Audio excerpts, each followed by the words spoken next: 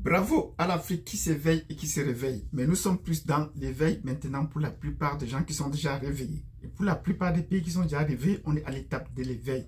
Et je l'ai dit dans la précédente vidéo avec la sortie du pape qui est en train de réveiller les Africains et que les clergés sont en train de prendre des positions contre celle du pape. Donc déjà, il y a une parole pour et une parole contre. Ce qu'on n'a pas vu depuis des décennies et voire des millénaires. Mais de quoi est-ce que nous allons parler aujourd'hui? Aujourd'hui, nous allons parler des hommes politiques qui ont marqué l'année. Nous allons sélectionner ces hommes politiques qui ont marqué l'année 2023. Et nous attendons vos commentaires. Donc, si vous voulez connaître ces hommes politiques qui ont marqué l'année, mettez-nous déjà des pouces. Abonnez-vous si vous n'êtes pas encore abonné. Cliquez sur la cloche de notification. Et si vous êtes déjà abonné, partagez cette vidéo et laissez-nous le commentaire pour savoir qui sont les hommes politiques qui vous ont marqué au courant de cette année. Suivez cette vidéo jusqu'à la fin pour suivre le numéro 1. Donc, si vous avez fait ce que nous avons dit précédemment, c'est-à-dire nous mettre des pouces, nombreux pouces, si possible des cœurs, abonnez-vous si vous n'êtes pas encore et cliquez sur la cloche de notification. Nous entrons dans le vif du sujet. L'année 2023 a été une année assez tumultueuse. On peut dire tumultueuse, mais dans le sens largement positif. Comme nous sommes sur cette chaîne sur une Afrique de la Renaissance qui est en train de célébrer les prouesses que font nos hommes d'État, que font les Africains de façon individuelle, nous avons vu cela sous un angle plus positif, notamment avec les coups d'État qui sont continués, l'épidémie de coups d'État qui ont continué, jusqu'à tout dernier récent coup d'État qui était celui du Gabon. Nous leur disons bravo à tous ces peuples qui ont pris leur destin en main et qui prétendent, qui comprennent que la démocratie n'est pas la meilleure façon de gérer nos peuples. Mais parmi tous ces présidents qui ont pris le pouvoir depuis longtemps ou tout récemment, quels sont ceux qui ont marqué le continent africain avec l'actualité géopolitique et géostratégique? C'est de cela que nous allons voir aujourd'hui. Nous allons prendre une série de 3. Et si vous en avez plus, vous mettez et ça va nous donner l'occasion de pouvoir apporter nos arguments. Il y aura des personnes controversées comme dans toute chose. Il y aura des situations qui ne pourront pas satisfaire les gens, mais je vais apporter des arguments. Donc nous allons mettre peut-être en troisième position ou nous allons mettre en troisième position. Nous allons mettre le cas de Doumbouya, de la Guinée. Nous lui disons bravo. Il a au moins pu donner espoir à son peuple pour un moment et continue de faire rêver. Les gens attendent encore beaucoup de lui, non pas seulement dans son pays, mais également sur le continent africain, parce qu'il va dans la lignée des autres militaires qui ont pris le pouvoir avec lui dans les États du Sahel.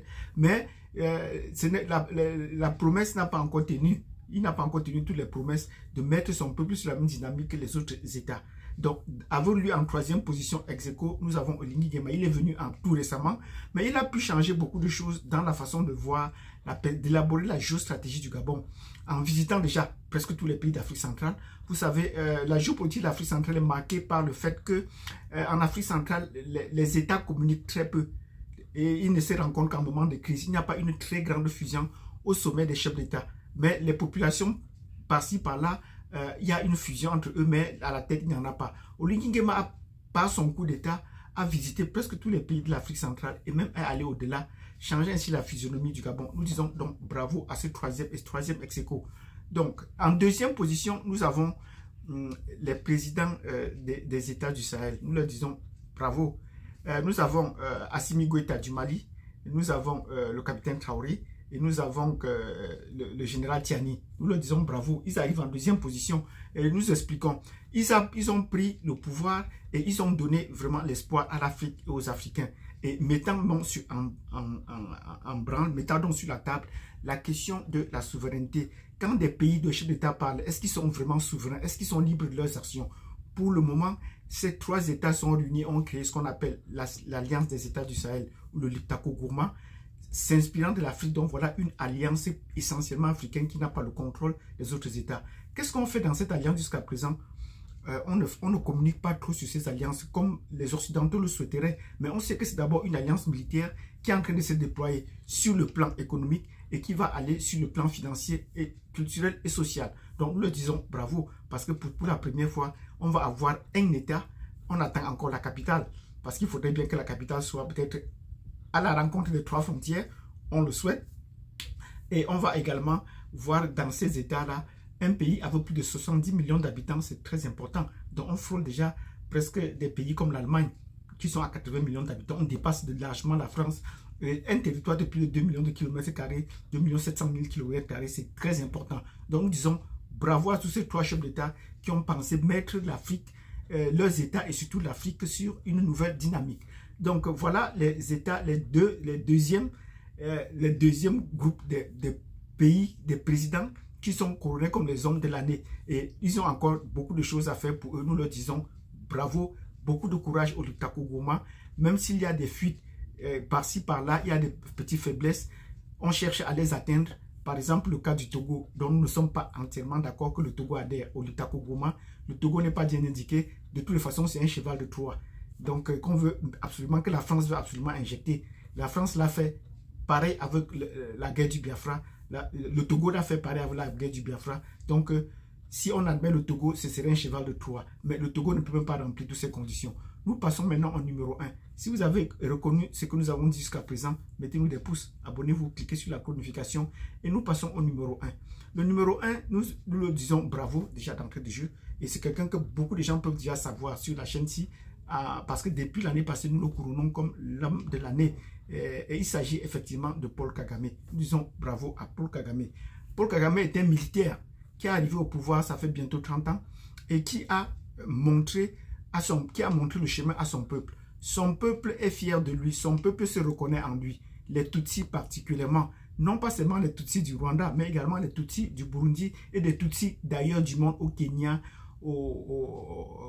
ailleurs comme en Éthiopie, dans toute la côte de l'Afrique de l'Est. Tous les Tutsis sont fiers d'eux et se reconnaissent en Paul Kagame. C'est ça qu'on attend d'un chef d'État. Donc il a la légitimité nécessaire pour dire qu'il a fait sortir son peuple. Et je me souviens d'une de ces phrases qui disait « Il ne permettra pas que quelqu'un mette son peuple à genoux. » Oui, il ne permettra pas que...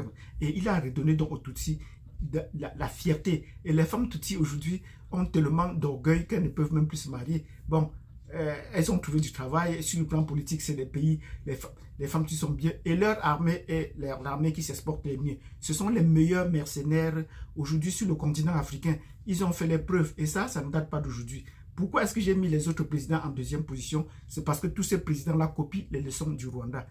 Tous les chefs d'État qui sont arrivés au pouvoir par la force, qui sont des militaires, se passent actuellement par le Rwanda. Nous allons prendre d'abord le cas du Mali.